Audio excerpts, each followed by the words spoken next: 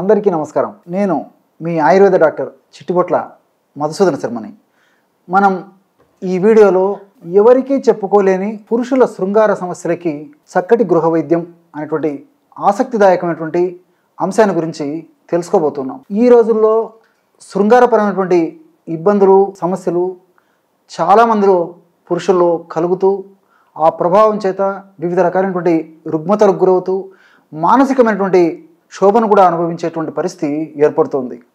ఈ నేపథ్యంలో నేను గత కొన్ని వీడియోల్లో అసలు శృంగార సమస్యలు ఎందుకు వస్తాయి, శృంగార సమస్యల వల్ల ఎలాంటి ఇబ్బందులు ఎదురవుతాయి, పురుషులకు ఎలాంటి అనుమానాలు ఉంటాయి, ఆ అనుమానాలు ఎలా నివృత్తి చేసుకోవాలి, ఇలాంటి వివరాలు మీకే మీరు తయారు చేసుకోదగ్గ సులువైనటువంటి క్షేమదాయకమైనటువంటి చికిత్స విధానాల గురించి తెలియజేయడం జరిగింది. ఈ వీడియోలో మరొక కొత్త అంశాన్ని మీకు అవగాహన నిమిత్తం తెలియజేస్తూ చక్కటి ఔషధాన్ని ఎలా తయారు చేసుకొని ఆ సమస్య నుంచి లబ్ధి పొందాలో తెలియజేయబోతూ ఉన్నాను. సర్వసాధారణంగా శృంగారం అనేది దేహధర్మాలు, జీవధర్మాలు, స్త్రీ పురుష ధర్మాలు. ఇక్కడ ఈ యొక్క శృంగారపరమైనటువంటి అంశాల గురించి మనం ఆలోచించినప్పుడు, మాట్లాడినప్పుడు ఇందులో శృంగార కార్యక్రమము 3 అంశాల మీద ఆధారపడి ఉంటుంది. చాలామందికి తెలియదు. మొట్టమొదటిది ఫోర్ ప్లే అంటారనమాట, రెండవది ఇన్ ప్లే, మూడవది out play. Four play, in play, out play.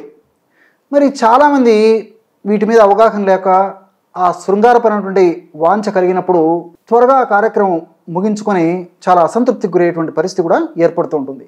ఇక్కడ అవగాహన నిమిత్తము ఈ రోజుల్లో మరి సెక్స్ ఎడ్యుకేషన్ కూడా ప్రాధాన్యత సంతరించింది కాబట్టి ప్రతి ఒక్కరూ కామన్గా ఈ శృంగారపరమైనటువంటి అంశాల గురించి అవగాహన కలిగి ఉండడం చాలా అవసరం. ఫోర్ ప్లే అంటే శృంగార కార్యక్రమం మొదలుపెట్టినప్పుడు అంగప్రవేశం చేయకముందే దంపతులు లేదా భాగస్వాములు ఇద్దరు కలిసి చేసుకునేటువంటి ఒక ప్రక్రియని స్థూలంగా ఫోర్ ప్లే అని చెప్పి చెప్పుకోవచ్చు.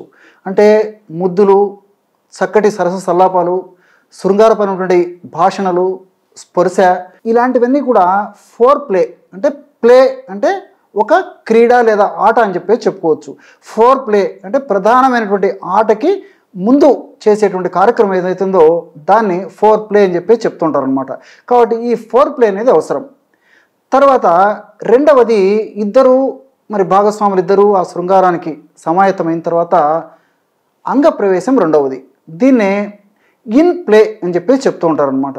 మరి ఈ ఇన్ ప్లే అనేది కూడా కొద్దిసేపు చేసిన తర్వాత ఆ యొక్క పరిస్థితి కూడా అయిపోతుంది. అంటే అంగప్రవేశం జరిగిన తర్వాత ఆ శృంగార కార్యక్రమాన్ని చేసిన తర్వాత నెక్స్ట్ అవుట్ ప్లే మొదలైపోతుంది అనమాట. అంటే పురుషునికి ఎప్పుడైతే వీర్యం స్ఖలనం అయిపోతుందో అప్పుడు ఆ యొక్క ఇన్ ప్లే కార్యక్రమం ఆపేస్తారు.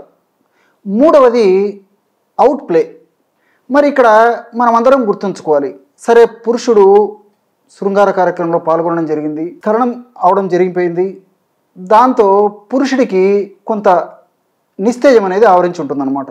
మరి భాగస్వామి వైపు చాలామందికి అవగాహన లోపంతో ఆలోచించారు.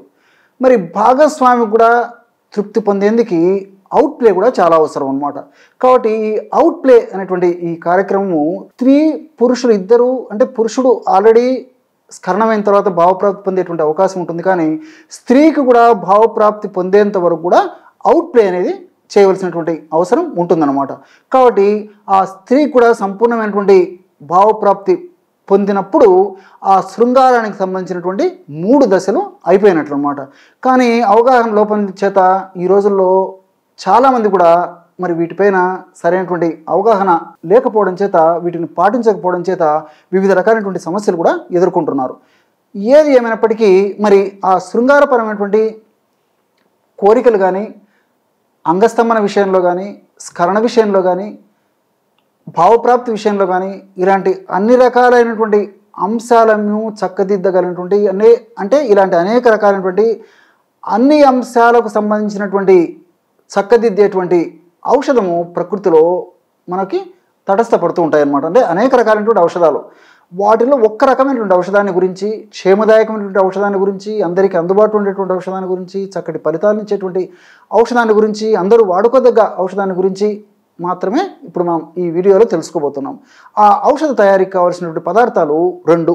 మొట్టమొదటిది ఎండించినటువంటి మేడిపళ్ళ చూర్ణం. ఎండించినటువంటి మేడిపళ్ళ చూర్ణము ఒక 100 గ్రాములు తీసుకోండి. మీకు ఔషధం తయారు చేసి చూపించేందుకు ఇక్కడ కొద్దిగా మాత్రమే తీసుకోవడం జరిగిందనమాట. రెండవది పంచదార. పంచదార కూడా ఒక 100 గ్రాములు తీసుకోండి. అంటే కేవలం ఈ 2 పదార్థాలే, ఎండించినటువంటి మేడిపళ్ళ చూర్ణము, పంచదార. ఈ 2 పదార్థాలను కలిపి వాడుకోవడం వల్ల చాలా అద్భుతమైనటువంటి ఫలితాలు కలుగుతాయన్నమాట. చూడండి ఎంత త్వరగా ఔషధం తయారైపోయిందో. కేవలము ఒక పావు నిమిషంలోపే బ్రహ్మాండమైనటువంటి పురుషులకు సంబంధించినటువంటి శృంగారపరమైనటువంటి సమస్యలు తగ్గేందుకు ఔషధం రెడీ అయిపోయింది.